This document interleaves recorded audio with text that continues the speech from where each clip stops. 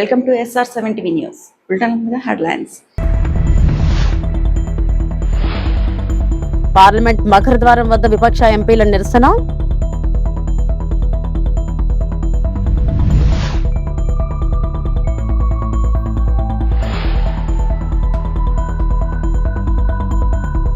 AP cabinet భేటీ 20కు పైగా agenda అంశాలపై చర్చ.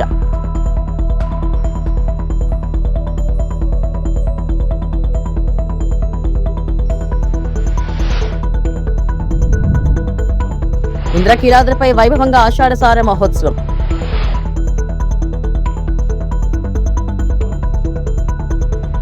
నీట్ పేపర్ లీక్ వ్యవహారం పార్లమెంట్ ను కుదిపేస్తుంది. విద్యాశాఖ మంత్రి ధర్మేంద్ర ప్రధాన్ రాజీనామాకు విపక్ష ఎంపీలు పట్టుబట్టడంతో ఉభయ సభలు గురువారం కూడా దద్దరిల్లాయి. దాంతో వాయిదాల పర్వం కొనసాగింది.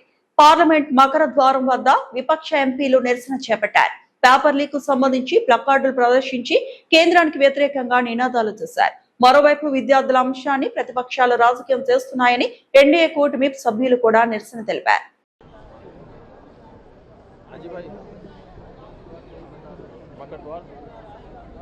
मैम, प्रधानमंत्री जी ने ट्वीट किया, फास्ट ट्रैक की बात करिए कि जो दोषी हैं उनके खिलाफ सख्त से सख्त कार्रवाई होगी। यूथ की उनके भविष्य की चिंता है उन्हें। देखिए, ये तो वही बात हो गई ना कि बच्चा कह रहा है कि पापा मैं डिजाइनर बनना चाह रहा हूँ और पापा कह रहे हैं कोई बात नहीं बेटा, फिक्र मत करो, मैंने तेरी सेटिंग करके इंजीनियरिंग कॉलेज में एडमिशन करा दिया है। प्रॉब्लम एक है, बच्चा कुछ कह रहा है, आप कुछ और कह रहे हो। नेता हैं, नेतृत्व दिखाने का समय आ गया है, नेतृत्व दिखाएं। बच्चे कुछ कह रहे हैं, पहले उनकी बात सुने, उनकी मांगे क्या है। स्पष्ट मांगे हैं, धर्मेंद्र प्रधान रिजाइन करे। दूसरा कि जितने भी जिन्होंने इनको मारा है, पीटा है, उन पे कार्रवाई हो। तीसरी इनकी डिमांड, जितनी भी डिमांड है इनको पहले आप फुलफिल करो ना, इतना मुश्किल नहीं है। सिस्टम में भरोसा टूट गया है, बच्चों का, स्टूडेंट्स का भरोसा टूट गया है। तो सिस्टम द्वारा अगर आप कोई सोल्यूशन देंगे तो बच्चा उसको एक्सेप्ट नहीं करेगा। ये सिंपल सी बात है जो सब माँ बाप जानते हैं। ये सिंपल सी बात है जो हमारे प्रधानमंत्री, हमारे नेता को जानना चाहिए। अगर उन्हें सोल्यूशन देना है, वो बच्चों की बात सुने, जो बच्चों की मांगे हैं उनको पहले पूरी करें, तभी सोल्यूशन निकलेगा। जब भरोसा है ही नहीं तो आप कह रहे हो कि वही सिस्टम जांच करेगा। वही नहीं, वो सुनी नहीं रही है ना, सुनी नहीं रही। कभी कभी ये समय आ जाता है जब नेता को अपना भय भी दूर करके जनता की बात सुननी पड़ेगी। आज ये समय आ गया है, हजारों बच्चे सड़क पे हैं, हजारों बच्चे इंडिया गेट पे हैं, हजारों बच्चे पूरे देश भर में बाहर हैं, जंतर मंतर में हैं, हर जगह हैं। तो डिस्कशन करने के लिए तैयार है, कलेक्टिव होना चाहिए, कंस्ट्रक्टिव होना चाहिए, इसके खिलाफ। स्टूडेंट पर जो है लाठियां बरसाई, कई स्टूडेंट फिर घायल हुए कल रात को, इस पर तो यही तो बात है, यही तो स्टूडेंट्स कह रहे हैं। देखिए, जब भरोसा टूट जाता है, अगर आपको उस भरोसे को फिर से बनाना है तो आपको उस सिस्टम से बाहर निकल के कुछ स्टेप्स लेने पड़ेंगे। क्या है वो स्टेप्स? अपने मंत्री से रेजिग्नेशन लो। क्या है वो स्टेप्स? मारपीट हुई है, ये थोड़ी है कि कल रात को आप मार रहे हो, पीट रहे हो, सुबह आप ट्वीट कर रहे हो कि हमें बच्चों की बड़ी परवाह है, तो फिर पीट क्यों रहे हो उनको? फिर लाठी क्यों चल रही है उन पे? आंसू गैस क्यों चल रहा है उन पे? भरोसा है, चिंता है, परेशानी है बच्चों के लिए, तो बुलाओ बच्चों को, बात करो उनसे।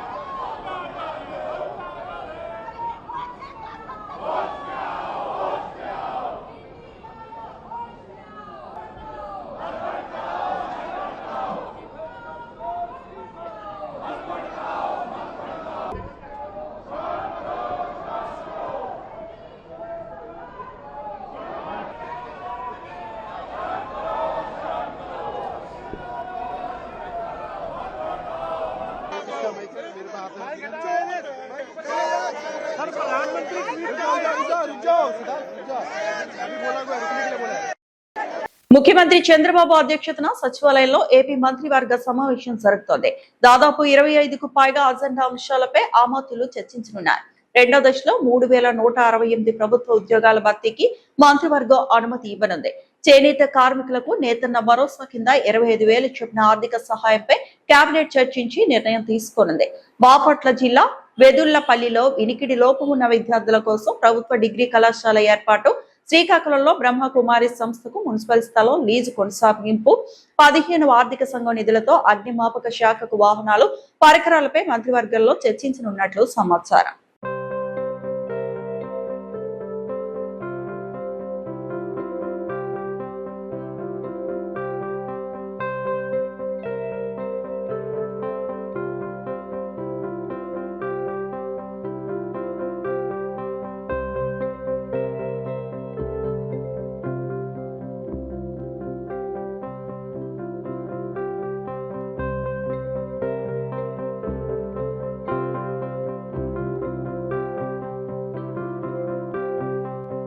ఢిల్లీలో నీట్ పేపర్ లీకేజీకి వ్యతిరేకంగా ఆందోళన చేస్తున్న విద్యార్థులపై పోలీసుల చర్యలను ఉస్మానియా యూనివర్సిటీ విద్యార్థులు తీవ్రంగా ఖండించారు. న్యాయం కోసం పోరాడుతున్న విద్యార్థులపై దాడులు చేయడం ప్రజాస్వామ్యానికి విరుద్ధమని ఆగ్రహం వ్యక్తం చేశారు.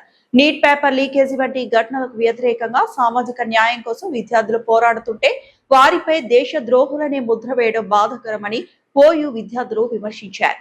విద్యార్థుల గొంతును అణిచివేయడం ద్వారా సమస్యలు పరిష్కారం కావని స్పష్టం చేశారు. దేశవ్యాప్తంగా న్యాయం కోసం పోరాడుతున్న ప్రతి విద్యార్థికి ఉస్మానియా యూనివర్సిటీ అండగా ఉంటుందని ఓయూ విద్యార్థులు ప్రకటించారు. విద్యార్థుల హక్కులను కాపాడేందుకు తమ పోరాటం కొనసాగుతుందని స్పష్టం చేశారు. విద్యార్థులు ఢిల్లీ నగరంలో ఈ రోజు ధర్మేంద్ర ప్రధాన్ రాజీనామాని డిమాండ్ చేస్తూ, మోడీ రాజీనామాని డిమాండ్ చేస్తూ లీకులు జరుగుతున్న పేపర్లకు వ్యతిరేకంగా విద్యార్థులు పోరాడుతుంటే విచక్షణ రహితంగా పోలీసులు వ్యవహరించిన తీరును ఉస్మానియా యూనివర్సిటీగా మేము ఖండిస్తా ఉన్నాం. అదే విధంగా ఈ బీజేపీ ప్రభుత్వానికి ఒక్కటే హెచ్చరిస్తున్నాం. ఈ రోజు అకౌంటబిలిటీని డిమాండ్ చేస్తున్న విద్యార్థులను, లీకులకు వ్యతిరేకంగా పోరాడుతున్న విద్యార్థులను, సోషల్ జస్టిస్ కావాలని పోరాడుతున్న విద్యార్థులను మీరు దేశద్రోహులని, నక్సలైట్లని, టెర్రరిస్టులని మీరు ముద్ర వేస్తే మేము అదే టెర్రరిస్టులు, నక్సలైట్లు ముద్ర వేసినా సరే మేము ప్రశ్నిస్తూనే ఉంటామని సందర్భంగా చెప్తూ విద్యార్థులందరికీ ఉస్మానియా యూనివర్సిటీ ఎల్లప్పుడూ అండగా ఉంటుందని మేము పిలుపునిస్తున్నాం. విశాఖపట్నంలోని వైఎస్ఆర్ కాంగ్రెస్ పార్టీ జిల్లా కార్యాలయంలో గిరిజన నేతలు మీడియా సమావేశం నిర్వహించారు. ఏజెన్సీ ప్రాంతాల్లో గిరిజనుల హక్కుల పరిరక్షణలో కూటమి ప్రభుత్వం విఫలమైందని వారు ఆరోపించారు. ఎన్నికల సమయంలో జీవో నెంబర్ 3ను పునరుద్ధరిస్తామని హామీ ఇచ్చి అధికారంలోకి వచ్చిన తర్వాత ఆ దిశగా ఎలాంటి చర్యలు తీసుకోలేదని విమర్శించారు. గిరిజన యువత చేపడుతున్న ఉద్యమాలపై అక్రమ కేసులు నమోదు చేస్తూ గొంతు నొక్కే ప్రయత్నం చేస్తున్నారని మండిపడ్డారు. మాజీ ఉప ముఖ్యమంత్రి పాముల పుష్ప శ్రీవాణి మాట్లాడుతూ జీవో 3 అంశంలో వైఎస్ఆర్సీపీ ప్రభుత్వం రివ్యూ పిటిషన్ దాఖలు చేయలేదని చెప్పడం పూర్తిగా అవాస్తవమన్నారు. 2020లో ట్రైబల్ అడ్వైజరీ కౌన్సిల్ తీర్మానం అనంతరం సుప్రీంకోర్టులో రివ్యూ పిటిషన్ దాఖలు చేస్తామని తెలిపారు. ప్రభుత్వం ఇచ్చిన హామీ మేరకు జీవో నెంబర్ 3ను వెంటనే పునరుద్ధరించాలని, లేకపోతే గిరిజనుల తరపున ఉద్యమాన్ని మరింత ఉధృతం చేస్తామని వైఎస్ఆర్సీపీ నేతలు హెచ్చరించారు. ఈరోజు ఈ ప్రెస్ మీట్ పెట్టడానికి ముఖ్య కారణం ఏంటి అంటే, ఏదైతే జీవో నెంబర్ 3 విషయంలో ఈ కూటమి ప్రభుత్వం ఏ రకంగా ఎలక్షన్కి ముందు మోసం చేసింది, ఈరోజు ప్రభుత్వంలో వచ్చాక కూడా కళ్ళబొల్లి మాటలు చెప్తూ మోసం చేస్తుంది అన్న దాని మీద వివరణ ఇవ్వడం కోసం ఈరోజు ఈ ప్రెస్ మీట్ పెట్టడం జరిగింది. అసలు జీవో నెంబర్ 3కి సంబంధించి జరిగినటువంటి పరిణామాలు ఏంటి అన్నది వాస్తవ రూపంలో గిరిజన సోదరీమణులకు తెలియాల్సినటువంటి అవసరం ఉంది. ఏదైతే 2000 సంవత్సరంలో జీవో నెంబర్ 3ని తీసుకొచ్చిన తర్వాత 2002లో లీలాప్రసాద్, చేబ్రోలు లీలాప్రసాద్, బోడా వెంకటేశ్వరరావు అని 2 వ్యక్తులు సుప్రీంకోర్టులో 2 పిటిషన్లు వేయడం జరిగింది. సివిల్ అప్పీల్ నెంబర్ 3609/2002, అదేవిధంగా సివిల్ అప్పీల్ నెంబర్ 7040/2002. ఈ 2 పిటిషన్లు కూడా 2002లో ఏప్రిల్ 26వ తారీఖున సుప్రీంకోర్టులో ఫైల్ చేయడం జరిగింది. ఆ తర్వాత 18 సంవత్సరాల పాటు సుదీర్ఘ వాదనలు జరిగిన తర్వాత 2020 ఏప్రిల్ 22వ తారీఖున సుప్రీంకోర్టు జీవో నెంబర్ 3ని కొట్టివేయడం జరిగింది. జీవో నెంబర్ 3ని 2020లో కొట్టేసిన తర్వాత ఏదైతే ఈ కూటమిలో ఉన్నటువంటి నాయకులందరూ కూడా ఒక బ్యాడ్ ప్రాపగండాని గిరిజనులోకి తీసుకెళ్లడం మీరు అందరూ కూడా చూశారు. అయితే జీవో నెంబర్ 3ని సుప్రీంకోర్టు కొట్టిన తర్వాత వైఎస్ఆర్ కాంగ్రెస్ పార్టీ ప్రభుత్వానికి ముందున్నటువంటి ఆప్షన్ రివ్యూ పిటిషన్ అనేది వేయడం అనేది వైఎస్ఆర్ కాంగ్రెస్ పార్టీ ముందున్నటువంటి ఆప్షన్. ఏప్రిల్లో జీవో నెంబర్ 3ని కొట్టేస్తే జూన్ నెలలో ట్రైబల్ అడ్వైజరీ కౌన్సిల్ అంటే గిరిజన సలహా మండలి సమావేశమయ్యి ఒక రిజల్యూషన్ కూడా సలహా మండలి చేయడం జరిగింది. ఆ రిజల్యూషన్లో రివ్యూ పిటిషన్ వేయాలి అని ఒకటి, అదేవిధంగా క్లాస్ 5(2) అనేది ప్రభుత్వానికి సజెస్ట్ చేస్తూ ఒక రిజల్యూషన్ చేయడం జరిగింది 2020 జూన్ 18వ తారీఖున. 111వ AP tribal advisor council meeting సంబంధించినటువంటి రిజల్యూషన్ ఈరోజు ప్రెస్ వాళ్ళకి చూపించడం జరుగుతుంది. అయితే ఏప్రిల్లో సుప్రీంకోర్టు జీవో నెంబర్ 3ని కొట్టేస్తే జూన్ నెలలో టిఏసి అనేది రిజల్యూషన్ చేస్తే జూలై నెలలో ఆంధ్రప్రదేశ్ ప్రభుత్వం సుప్రీంకోర్టులో రివ్యూ పిటిషన్ వేయడం జరిగింది. ఆ రివ్యూ పిటిషన్ డైరీ నెంబర్ 14598/2020 అనే రివ్యూ పిటిషన్ ని సుప్రీంకోర్టులో వేసిన తర్వాత సుప్రీంకోర్టు శ్రీ కనకదుర్గమ్మ వారిని ఇంటి ఇలవేల్పుగా ఆడపడుచుగా భావిస్తూ పసుపు కుంకుమలు గాజులు చీర సారెలతో ఇంద్రకీలాద్రికి తరలి వస్తున్న భక్తులు ఈ రోజు ఇంద్రకీలాద్రిపై అమ్మవారికి ఆషాఢం సారె మహోత్సవ కార్యక్రమంలో భక్తులు అత్యంత వైభవంగా ఎన్నడూ లేనంత అధిక సంఖ్యలో అన్ని జిల్లాల నుంచి పాల్గొనడం జరుగుతోంది.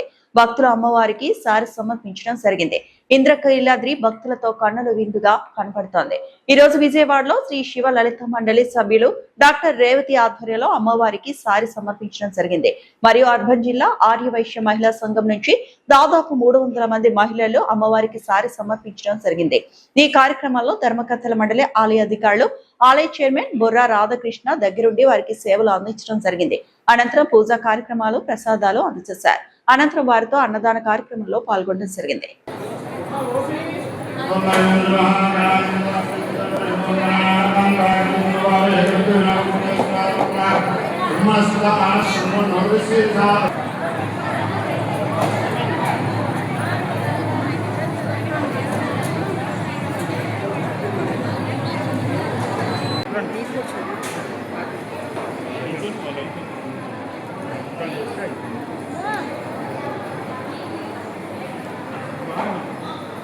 మేడం గారు ఈసారి వచ్చినప్పుడు ఎక్కువ స్వీట్లు పట్టుకొని రావాలి.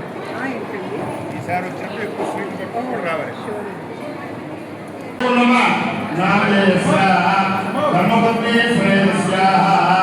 మీ పేరు చెప్పుకోనమ్మా. ధర్మపత్ని కుమారస్య పిల్లల పేరు చెప్పుకోనమ్మా. కుమారస్య కుమారీణాం చెప్పండి మమ సహ కుటుంబానాం క్షేమః స్థైర్య విజయ అభయ ఆయుః ఆరోగ్య ఐశ్వర్యాది మోక్ష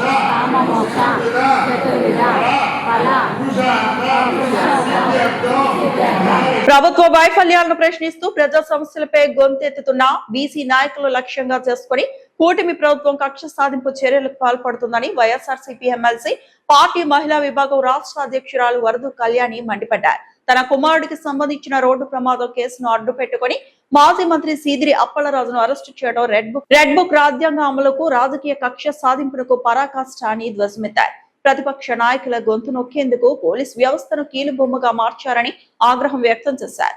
వైఎస్ఆర్సీపీ కేంద్ర కార్యాలయంలో ఆమె మీడియాతో మాట్లాడుతూ కూటమి ప్రభుత్వ పాలనలో రెడ్ బుక్ రాజ్యాంగం పరాకాష్ఠకు చేరిందని ధ్వజమెత్తారు. మధ్యకాళ్ల గళ్లంత సమయంలో ప్రభుత్వ నిర్లక్ష్యంపై మాజీ మంత్రి అప్పలరాజు ప్రశ్నించినందుకే ఈ ప్రభుత్వం కక్ష కట్టిందని ధ్వజమెత్తారు. ప్రభుత్వ వైఫల్యాలు, అవినీతిని ప్రశ్నిస్తున్న బీసీ నాయకులను ఈ ప్రభుత్వం టార్గెట్ గా పెట్టుకుందని వరదు కళ్యాణి ఆగ్రహం వ్యక్తం చేశారు. ఒక బలహీన వర్గాల నుంచి వచ్చిన వ్యక్తి ఒక డాక్టర్ గా ప్రజలకు సేవ చేశారు. ఒక ఎమ్మెల్యేగా, మంత్రిగా ప్రజలకి సేవ చేసి మంచి పేరు తెచ్చుకున్న వ్యక్తి ఈరోజు ప్రభుత్వ వైఫల్యాల్ని ప్రశ్నిస్తున్నారని, ప్రభుత్వం ప్రజలకు చేసిన మోసాన్ని ఎత్తి చూపిస్తూ ఉన్నారనేసి, ఈ ప్రభుత్వంలో జరుగుతున్న అవినీతిని వేలెత్తి చూపిస్తున్నారని చెప్పి ఈ విధంగా గొంతు నొక్కడానికి ప్రయత్నించడం ఎంతవరకు సమంజసమని నేను అడుగుతూ ఉన్నాను. దీనికి ఒకటే కారణం కనిపిస్తూ ఉంది, డైవర్షన్ పాలిటిక్స్. మొదటి నుంచి కూడా ఈ కూటమి ప్రభుత్వానికి డైవర్షన్ పాలిటిక్స్ అనేది బాగా అలవాటు. అందులో భాగంగా మొన్ననే చూసాం, గుంటూరులో ఒక మహిళని వివస్త్రం చేసి టీడీపీ నాయకుడే దాడి చేసిన సంఘటన. ప్రభుత్వం ఆ విషయంలో పూర్తిగా వైఫల్యం చెందిన పరిస్థితి మనం చూసాం. మహిళలకి రక్షణ కల్పించడంలో పూర్తిగా వైఫల్యం చెందింది. అలాగే మనం తీసుకుంటే జత్వానీ కేసులో కూడా ప్రభుత్వం ఎంత ఘోరంగా ఆ రోజు ఆ మహిళకి సపోర్ట్ చేస్తూ పోలీస్ అధికారుల్ని వేధించింది అనేది ఈ రోజు ఆ ప్రభుత్వమే ఎఫ్ఐఆర్ లో ఆమె సరైన వ్యక్తి కాదు అని చెప్పి ఆమె అసలు రంగు బయట పెట్టిన పరిస్థితి కూడా మనం చూసాం. దీంతో ప్రభుత్వం పోలీస్ అధికారుల్ని వేధించింది, కక్షపూరితంగా వ్యవహరించింది అనే విషయం ప్రజలందరికీ అర్థమైపోయింది జత్వానీ కేసులో. ఈ రెండింటిలో ప్రభుత్వం ఇరుకున పడడంతో డైవర్షన్ పాలిటిక్స్ లో భాగంగా ఒక బీసీ నాయకుడైన సిదిరి అప్పలరాజు గారిని ఈ విధంగా అక్రమ అరెస్ట్ చేశారు. ఎక్కడైనా ఈ దేశ చరిత్రలో మనం చూసామా, కొడుకు ఒక యాక్సిడెంట్ కేసులో అరెస్ట్ అయితే తండ్రిని కూడా అరెస్ట్ చేయడం అనేది మనం ఎక్కడైనా చూసామా, విన్నామా అని నేను అడుగుతూ ఉన్నాను. అంటే ఒక నియంతృత్వ ధోరణి. అసలు ప్రజాస్వామ్యంలో ఉన్నామా, నియంతృత్వ సామ్రాజ్యంలో ఉన్నామా అర్థం కాని పరిస్థితి. కనీసం ప్రజలకి వీళ్ళు ఇచ్చిన హామీలు ఏమీ అమలు చేయట్లేదు, కానీ రెడ్ బుక్ రాజ్యాంగం అమలు చేయడంలో మాత్రం వీళ్ళు ముందుండే పరిస్థితి మనం చూస్తూ ఉన్నాం. పోలీసులు వీళ్ళ చేతుల్లో కీలు బొమ్మలుగా మారిపోయిన పరిస్థితి ఈ రోజు మనం చూస్తూ ఉన్నాం. పోలీస్ స్టేషన్స్ ని తెలుగుదేశం పార్టీ ఆఫీసులుగా వీళ్ళు మార్చేశారు.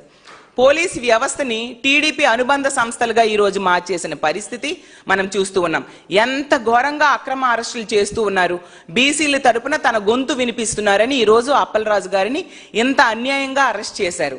అసలు హిట్లర్, గడాఫీ టైంలో కూడా ఇలాంటి అక్రమ అరెస్టులు ఉండేవి కాదు అనేసి నేను అనుకుంటూ ఉన్నాను. 396 జీవోను రద్దు చేయాలని కోరుతూ ఆంధ్రప్రదేశ్ వ్యాప్తంగా దస్తావేజ్ లేఖర్లు చేపట్టిన పెన్ డౌన్ నిరసన కార్యక్రమాలు 3వ రోజుకు చేరాయి. ఈ సందర్భంగా పశ్చిమ గోదావరి జిల్లా నర్సాపురం సబ్ రిజిస్టర్ కార్యాలయం ఎదుట దస్తావేజ్ లేఖర్లు వంట వార్పు కార్యక్రమాన్ని నిర్వహించారు. ఈ కార్యక్రమానికి పశ్చిమ గోదావరి జిల్లా వైఎస్ఆర్సీపీ సంఘీభావం ప్రకటించింది. వైసీపీ జిల్లా అధ్యక్షుడు ముదునూరి ప్రసాద్ రాజు దస్తావేజ్ లేఖర్లకు సంఘీభావం ప్రకటించి కూటమి ప్రభుత్వం ఓటు వేసి అధికారులకు తీసుకొచ్చిన పాపానికి అన్ని వర్గాలను ఇబ్బంది పడుతుందని, ఇప్పుడు దస్తావేజ్ లేఖర్ల వంతు వచ్చిందని విమర్శించారు. దశాబ్దాల కాలంగా దస్తావేజ్ లేఖర్లు పనిచేస్తున్నారని, వారి ఉపాధిని దెబ్బతీసి గుత్తేదారులకు ఆ పని అప్పగించాలని ప్రభుత్వం 396 జీవో తీసుకురావడం సరైంది కాదన్నారు. ఈ సందర్భంగా దస్తావేజ్ లేఖర్లకు వైఎస్ఆర్ కాంగ్రెస్ పార్టీ తరఫున సంఘీభావం ప్రకటిస్తున్నట్లు చెప్పారు. భాగంగా నర్సాపురం పట్టణంలో సబ్ రిజిస్టర్ కార్యాలయం దగ్గర నర్సాపురం నియోజకవర్గానికి సంబంధించినటువంటి లేఖర్లు చేస్తున్నటువంటి ఈ నిరసన కార్యక్రమానికి పశ్చిమ గోదావరి జిల్లా వైఎస్ఆర్ పార్టీ తరఫున పూర్తి సంఘీభావాన్ని ప్రకటిస్తూ ఉన్నాం. ఎందుకంటే 10 రోజులు పెన్ డౌన్ కార్యక్రమాన్ని దస్తావేజ్ లేఖర్లు అందరూ కూడా రాష్ట్ర వ్యాప్తంగా ఉన్నటువంటి 295 రిజిస్ట్రేషన్ ఆఫీసుల్లో సుమారు 5 లక్షల నుంచి 6 లక్షల దాకా ఉన్నటువంటి దస్తావేజ్ లేఖర్లు అందరూ కూడా నిరసన కార్యక్రమాన్ని చేయటం జరుగుతూ ఉంది. ఎందుకంటే ఈ ప్రభుత్వం ఏర్పడిన తర్వాత ఓటేసిన పాపానికి ఎవరికి ఏ శిక్ష వేయాలో ఆ శిక్షలన్నీ కూడా వేస్తూ ఉన్నారు. దానిలో భాగంగా ఈ రోజున ఆ శిక్ష లేఖర్ల మీద కూడా పడతా ఉంది. కొత్త సంస్కరణల పేరుతోటి 396 జీవోని తీసుకురావటం, ఆ జీవో ద్వారా సుమారు 26 రిజిస్ట్రేషన్ కేంద్రాలను ఏర్పాటు చేయాలని, పీపీపీ భాగస్వామ్యంతో గుత్తేదారులకి ఈ రిజిస్ట్రేషన్ సేవలు అప్పచెప్పాలన్నటువంటి ఆలోచన మరి ఇది సరైనటువంటి నిర్ణయం కాదని మేము భావిస్తూ ఉన్నాం. ఎన్నో లక్షల మంది దీని మీద ఆధారపడి జీవిస్తూ ఉన్నారు. పార్వతీపురం మన్యం జిల్లా గుమ్మలక్ష్మీపుర సామాజిక ఆరోగ్య కేంద్రంలో రోగులు తీవ్ర ఇబ్బందులు ఎదుర్కొంటున్నారని మాజీ సర్పంచుల సంఘం అధ్యక్షుడు బొత్తాడ గౌరీ శంకరరావు ఆరోపించారు. ఆసుపత్రిని సందర్శించిన ఆయన ఒకే మంచంపై 3 రోగులకు చికిత్స అందిస్తున్నారని, వార్డులో ఫ్యాన్లు సరిగా పనిచేయక రోగులు ఇబ్బందులు పడుతున్నారని చెప్పారు. కనీస వసతులు కూడా లేకపోవడంపై ఆందోళన వ్యక్తం చేశారు. నిర్మాణం పూర్తయిన కొత్త సిహెచ్సి భవనాన్ని వెంటనే ప్రారంభించి తగిన వైద్య సిబ్బంది, పరికరాలు, రోగులకు అవసరమైన అన్ని సౌకర్యాలు కల్పించాలని ప్రభుత్వాన్ని కోరారు. ప్రజల ఆరోగ్యంపై నిర్లక్ష్యం చేయకుండా అధికారులు తక్షణమే చర్యలు తీసుకోవాలని విజ్ఞప్తి చేశారు.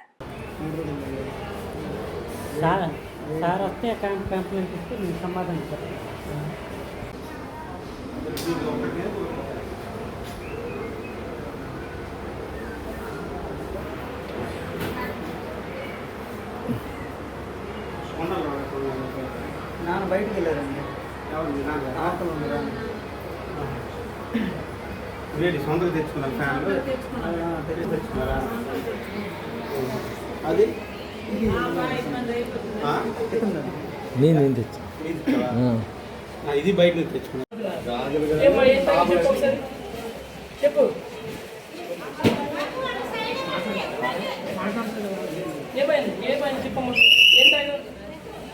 ఏం తిన్నావు తల్లి?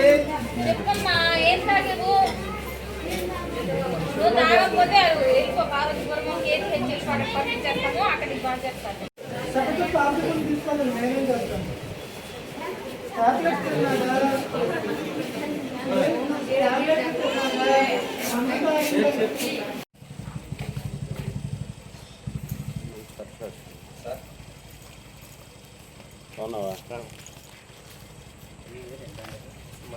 తిరుమల అనేది కేవలం ఒక ప్రాంతం, ఒక టెంపుల్ మాత్రమే కాదు, కోట్లాది మంది హిందువుల విశ్వాసానికి ప్రతీక. అలాంటి పవిత్ర క్షేత్రంలో నిత్య పూజలు అందుకునే ఆంజనేయ స్వామి విగ్రహం చోరీకి గురవడం అత్యంత ఆందోళనకరమైన విషయం. ఇది సాధారణ చోరీ ఘటన కాదు. తిరుమల భద్రత, టీటీడీ పాలన, ప్రభుత్వ బాధ్యతపై తీవ్రమైన ప్రశ్నలు లేవనెత్తుతున్న ఘటన. ఈ ఘటనపై ప్రభుత్వం, చంద్రబాబు సమాధానం చెప్పాలి అని కారుమూరి వెంకటరెడ్డి, వైఎస్ఆర్సీపీ రాష్ట్ర అధికార ప్రతినిధి అన్నారు. తిరుమలలో అసలేం జరుగుతా ఉంది? గడిచిన 2 సంవత్సరాలుగా చూస్తా ఉంటే అనేక అపచారాలు, రోజు రోజుకి తిరుమలలో అపచారాలని కూటమి ప్రభుత్వం ఏదైతే పెంచుకుంటూ పోతుంది తప్ప అపచారాలు జరగకుండా ఎక్కడా చర్యలు తీసుకున్నటువంటి దాఖలాలు లేవు. సాక్షాత్తు ముఖ్యమంత్రి తిరుమల లడ్డులో పంది కొవ్వు, గొడ్డు కొవ్వు, బాత్రూమ్ యాసిడ్ అని చెప్పి నీచంగా మాట్లాడినటువంటి పరిస్థితి ఒకవైపు అయితే, టీటీడీ చైర్మన్ గా ఉన్నటువంటి బిఆర్ నాయుడు రంకు బొంకు వ్యవహారాల్లో దొరికినటువంటి పరిస్థితి ఇంకోవైపు, తిరుమలలో గోవులు చనిపోతున్నా కనీసం పట్టించుకున్నటువంటి దాఖలాలు లేవు. మొన్నటికి మొన్న మనం చూస్తే గోవిందరాజస్వామి టెంపుల్ మీదకి ఒక తాగుబోతు ఎక్కి ఆ కలసం పీకేపోయినటువంటి పరిస్థితి. ఇప్పుడు చూస్తే నిత్యం పూజలు అందుకుంటున్నటువంటి ఆంజనేయ స్వామి విగ్రహాన్ని దొంగలు ఎత్తుకెళ్లినటువంటి పరిస్థితి. సీసీ కెమెరాలు ఉండగానే దొంగలు ఎత్తుకెళ్లారు. కానీ ఆ దొంగలు ఎవరైతే ఆ ఎత్తుకెళ్లినటువంటి వ్యక్తిని పట్టుకోవడానికి ఇంత ఆలస్యం అవడానికి గల కారణం ఏంటో కూడా టీటీడీ ఖచ్చితంగా సమాధానం చెప్పాలి. అనేక అపచారాలు జరుగుతూ ఉంటాయి. అన్యమత రింగులు అమ్ముతా ఉంటారు అక్కడ. అదేవిధంగా అక్కడ భద్రతా సిబ్బంది వాళ్ళు కొట్టుకుంటారు. అక్కడే పైన బిర్యానీ తింటారు. అక్కడే చూస్తే ఏదైతే బెల్ట్ షాప్ దొరికినటువంటి పరిస్థితి ఉంటుంది. సో తిరుమల కొండ మీద హెలికాప్టర్లు అక్కడ పైనుంచి వెళ్తా ఉంటే ఎన్నిసార్లు చెప్పినా కూడా దాన్ని పట్టించుకున్నటువంటి దాఖలాలు లేవు. అక్కడే నమాజ్ చేసినటువంటి పరిస్థితి మనకు కనపడింది. ఇలా అనేక అపచారాలు జరుగుతున్నా కనీసం టీటీడీకి చీమ కుట్టినట్టు కూడా లేనటువంటి పరిస్థితి.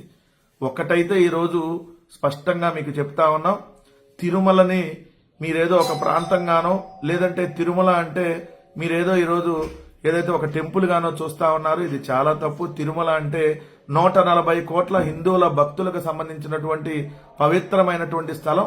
అక్కడ ఏ చిన్న అపచారం జరిగినా కూడా అది ఎంటైర్ 140 కోట్ల హిందువులని అవమానించినట్టు, హిందువులకు జరిగినటువంటి అపచారంగా ఏదైతే వాళ్ళు బాధపడేటటువంటి పరిస్థితిగా ఉంటది. ఈ రోజు నాకు హిందూ మత భక్తుడిగా ఈ ప్రభుత్వాన్ని, ఈ టీటీడీని నేను డిమాండ్ చేస్తా ఉన్నా, తక్షణము దీనికి సంబంధించినటువంటి వాళ్ళ మీద చర్యలు తీసుకొని నైతిక బాధ్యత వహించి బిఆర్ నాయుడు రాజీనామా చేయాలి. ఎందుకంటే 1-2 సంఘటనలు కాదు, ప్రతిరోజు ఏదో ఒక సంఘటనలు ఇక్కడ జరుగుతూనే ఉన్నాయి. అయినా కూడా అతనికి ఏదైతే దాని మీద పట్టించుకుంటున్నటువంటి దాఖలాలు లేవు. సో తిరుమలలో మరి ఇంత భద్రతా లోపం, ఒక సాక్షాత్తు ఆంజనేయ స్వామి విగ్రహాన్నే ఎత్తుకొని వెళ్లారు అని అంటే, అది కూడా నిత్యం పూజలు అందుకుంటున్నటువంటి ఆంజనేయ స్వామి విగ్రహాన్నే ఎత్తుకెళ్లారని అంటే ఇంకా వచ్చేటటువంటి భక్తుల భద్రతకి ఇంకా ఎటువంటి రక్షణ ఉంటుందో ఈ కూటమి ప్రభుత్వం, అదేవిధంగా టీటీడీ కూడా సమాధానం చెప్పాలి. సో ఇలాంటి సంఘటనలు జరగకుండా ఈ ప్రభుత్వం చర్యలు తీసుకోవాలని చెప్పి వైఎస్ఆర్ కాంగ్రెస్ పార్టీ డిమాండ్ చేస్తా ఉంది. వార్తలందరితో సమాప్తం.